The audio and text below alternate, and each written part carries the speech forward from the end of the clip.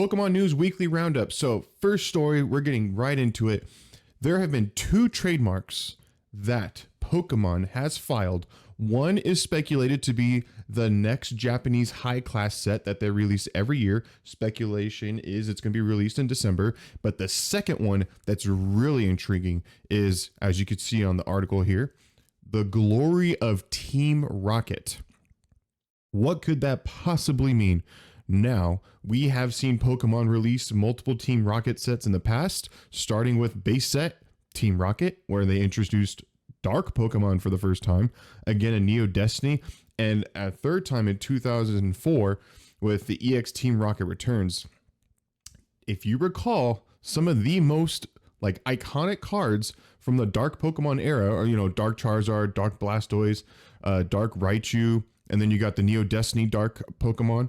And then these are the Pokemon that are iconic from the 2004 set of Team Rocket Returns. This could be very interesting, and here's why. I think Pokemon can do great things by leveraging 2 sides of the market. You have my generation of millennials who grew up with these Pokemon, right? This is kind of like the last set that I grew up with as a kid, and then I just stopped collecting. This could be those 2 different verticals of the modern generation with like the Scarlet Violet era, Sword and Shield, but then you can also tap into that market of nostalgia from millennials or like an older, like little bit older generation of Pokemon collectors.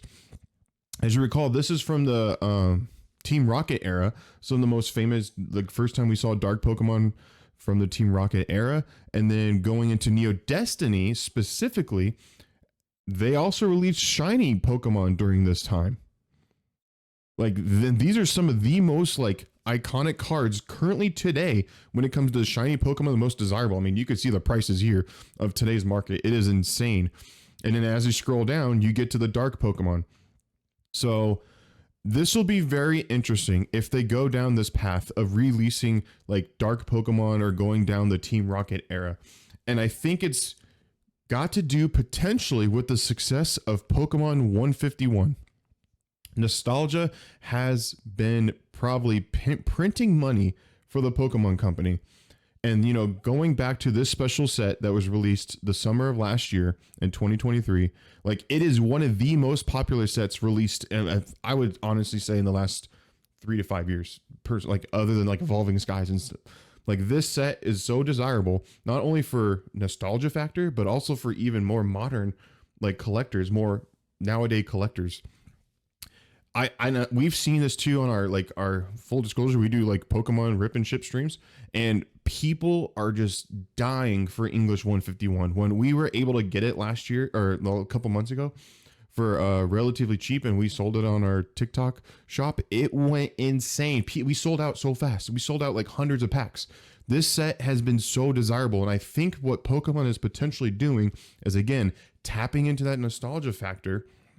And why wouldn't you? If it's going to print you money as a company, like tapping into like that older generation that remember the Dark Pokemon, and it could create new interest for the like more modern collector. So this is a very interesting find, and the speculation is, early next year, because it's going to be a potential specialty set, right? Because these Pokemon were not released specifically during the Scarlet Violet era. But what if we start seeing newer, more modern Pokemon in the latest generations as Dark Pokemon? Like there's so much speculation around this, right? But the fact that they're trademarking it is kind of a big deal. Companies trademark things all the time. But like these specific kind of trademarks, the glory of Team Rocket, that kind of lends its like credence to the fact like this is probably going to be an cool new set coming in the future in a specialty set. So we'll have to see, and we'll of course report as time goes on. By the way, all this information is from Pokebeach.com. Go to Pokebeach.com. Great source of Pokemon news, not only just for collecting, but the actual TCG as people and like strategy and like different things going on around the TCG. So next story, Target is apparently cracking down on TCG scalpers, and someone spotted this particular sign saying they will prohibit and have reserve the right not to sell to customers if they are deemed exhibiting behavior that are pack searching and weighing. And I've personally seen pictures on Reddit, on the Pokemon like Reddit pages, of people bringing in shipping scales or scales to bring like, and then weighing packs, modern packs inside Target within the last like year or so, which is kind of a wild thing. Weighing packs culturally within the Pokemon community was definitely something you could do early on, like the first, it's hard to say because I've seen people weigh packs up to like the mid 2000s, but most modern day Pokemon cards, like packs, you can't weigh because one, they come with like an extra like code card in there, and like two, they also sometimes have an extra like not V-Star card, but like it at least in the Sword and Shield era, it was like a V-Star card. I'm blanking right now, I'm sorry. But there's like one or two extra cards that are not related to Pokemon cards, like not actual Pokemon cards. They're like code cards and stuff. So it's hard to weigh packs, and it's almost impossible nowadays. And it's just kind of something people don't do. So the fact that people are going into Target weighing packs in like the modern era, it's not a viable strategy. Like but early sets like base set, Team Rockets, like people would weigh the packs because the not the theory, that it's actual like just physics. The hollow foil on packs has a slight increase in mass, right, to the pack.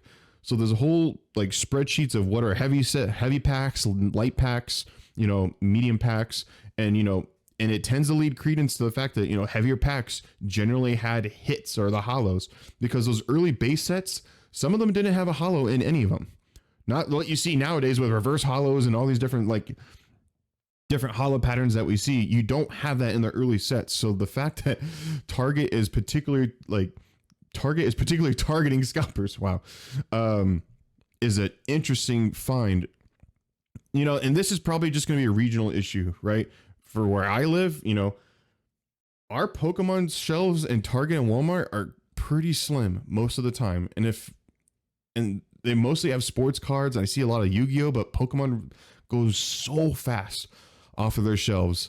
And according to the article too, there is I can't get to it. There we go. During the Pokemon craze during COVID in May 2021, Target temporarily pulled all their TCG off the shelves. Our local Walmart did the same thing. So this is just kind of like interesting how these large corporations are seeing the behavior of scalpers and trying to manipulate the market, which leads into the last topic I found on PokeBeach, which I thought was interesting, is Card Market, which is the European equivalent of TCG Player, right? They sent a cease and desist order to a particular user on the platform because this user was manipulating, they believe, manipulating the market on their website to pump up the cost or the price of the Pikachu with a gray felt hat promo card that they did with the Van Gogh Museum last year. Card Market letter estimates that the seller's auction caused over 12,000 euros or $13,000 in damage. The seller must pay Card Market or the company will presumably take them to court. This is wild. And what they were specifically doing is the seller used fake accounts to buy the cheapest listing without paying for them, which temporarily removes them from the marketplace. This then allowed the seller to offer their own listings of what they wanted the cheapest price to be. And they found 31 total cases of this. Like, this is kind of crazy. And what's sad is, people will take advantage of collectors of the market and try to make a quick buck or just try to make money in a dishonest way. And it is good on Card Market for actually going after them and going after like them legally within the legal system. There are remedies for consumers and for companies to go after people who are committing fraud or trying to violate their terms of service. I mean, $13,000 in damages is a lot of money. And this particular person was doing this to manipulate it for their own benefit, and manipulate the market and cause and it's fraud at the end of the day. So it's good.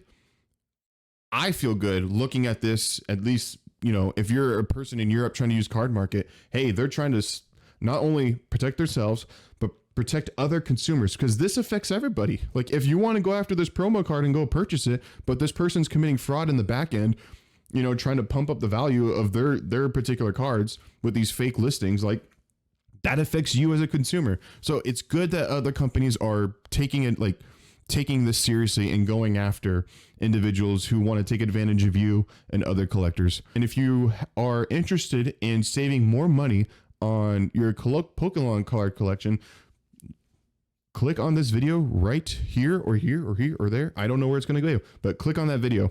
You may be collecting Pokemon cards wrong.